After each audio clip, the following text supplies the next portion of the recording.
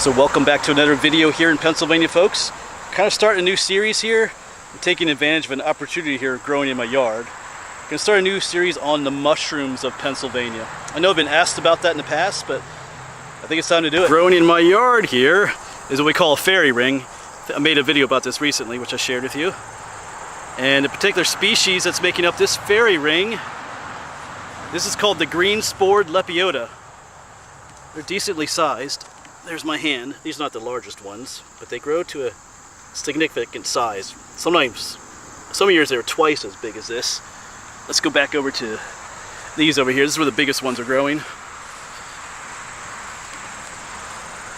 So here's maybe not quite dinner plate, but they do get bigger than this. The green Spored Lepiota.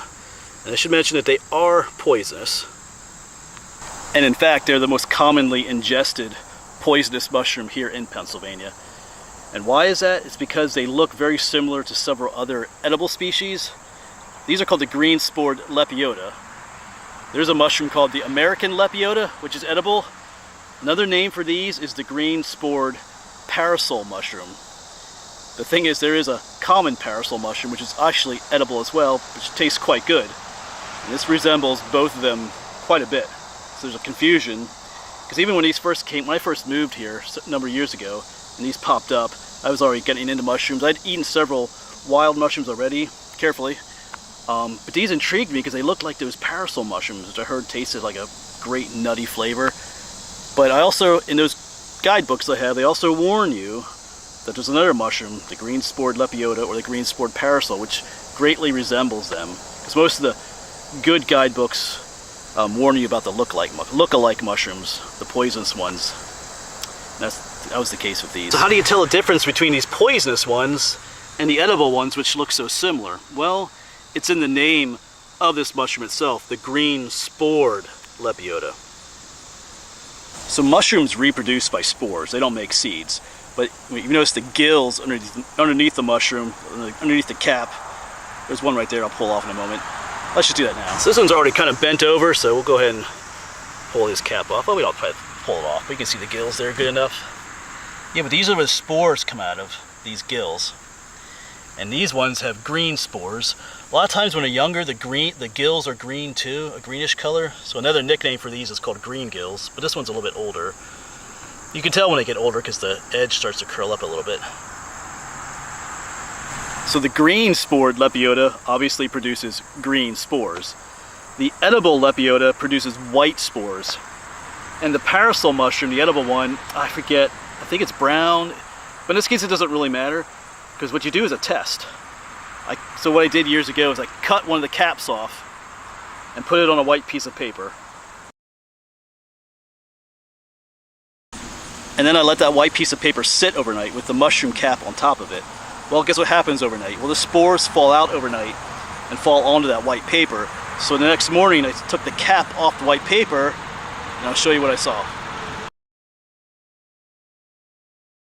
So as you can see, the spores, as they fell out, they made what's called a spore print. You can see the pattern of the gills on that white piece of paper.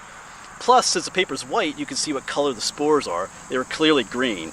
So that told me right away that this was the green Spored Parasol mushroom. So that's how I could easily identify that this was a poisonous variety. There are other ways, which I might talk about a little bit later. But let me show you some pictures in the book to show you just how confusing it can be between the different species. Alright, so I have a couple of different books here which I'll show with you. This first one is the Field Guide to Wild Mushrooms of Pennsylvania and Mid-Atlantic. Actually a pretty cool book.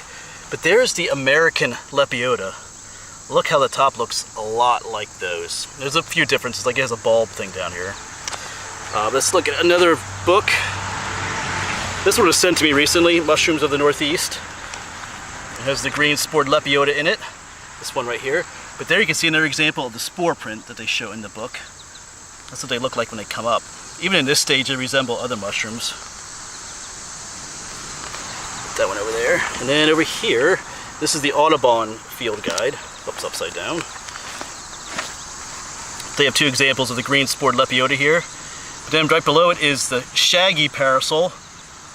There's the regular parasol. Look how similar that looks to that. They have some different Lepiotas too. So that's why these are so commonly eaten mistakenly. Some other things to note, the edible parasol mushroom does not grow in these fairy rings. The green spored lepiota or the green spored parasol does. So there are other ways to distinguish it too. But just a note on wild mushrooms. I have eaten some wild mushrooms, but there's a phrase out there, when in doubt, throw it out. If you're not 100% sure that the mushroom you're eating is indeed what it is, don't mess with it, don't eat it. Because even if you're 95% sure, that 5% could kill you, or in some cases just make you regret living for a couple of days. So just be sure. These books are pretty good at pointing out the poisonous lookalikes that many edible mushrooms have. So just be careful. So this mushroom will not kill you. I didn't come across any deaths recorded from eating this mushroom. However, the descriptions of what does happen to you are not that much better. One of the nicknames for this is called the vomiter. One person described it as you go through a violent purging for several days, 2 to 3 days. So for 2 to 3 days you're vomiting, and things are coming out the other end too, because your body's trying to get rid of the toxins that are in here. So you won't die, but you'll probably regret being alive for several days. And you'll probably end up in the hospital as well. That's one of the things I remember reading. So even though there are more poisonous mushrooms out here, I think recently we talked about the death angel. We found one of those recently. I think it kills you in like 16 hours. But the reality though is that some of those more poisonous mushrooms that are in what we call the Amanita family, they look poisonous and they don't have edible lookalikes as much, so they don't get eaten as accidentally as ones like this do. Like I showed you all these other pictures in the book of how the green spored lepiota really resembles some yummy edible species. So that's why it's so often eaten mistakenly for some of the others. There's one last look at the green spored lepiota.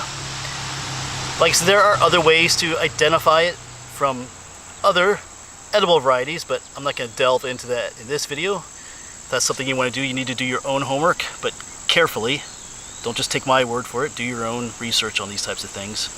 Like I said, if in doubt, just throw it out. Don't risk your life by doing something you shouldn't. And as I mentioned too, it does go by a number of other different names. The green spored parasol, green gills, other names. So that makes it confusing too sometimes. There's so many different names for this variety.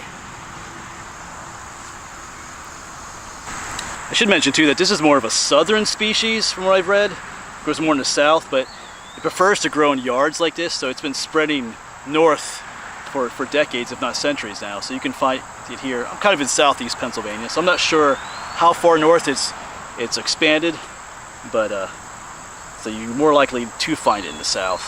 But like I said, not unlikely to find it in Pennsylvania though too. Since it is the most commonly eaten poisonous mushroom in Pennsylvania, it must be quite established, at least in the southern parts of the state. And since it grows in lawns, it can grow in like urban or suburban areas too, anywhere there's a lawn. It doesn't have to be out in the woods. If you have encountered these or have them growing in your own lawn, you can tell us about it in the comments, or anything else you might know about them. Feel free to share with us down below. But that'll be it for this video then, our first episode in our Mushrooms of Pennsylvania series. Like I said, I think it'll work. So it's a poisonous one, but there are plenty of poisonous mushrooms out there. But like I said, I had to take advantage of this opportunity growing out here in my backyard. Alright. As always folks, thanks for coming along. Like I said, if you study mushrooms with the intent of ever eating them, just please be careful. Can't stress that enough. Anyway, thanks for coming along, and hopefully we'll see you on the next one.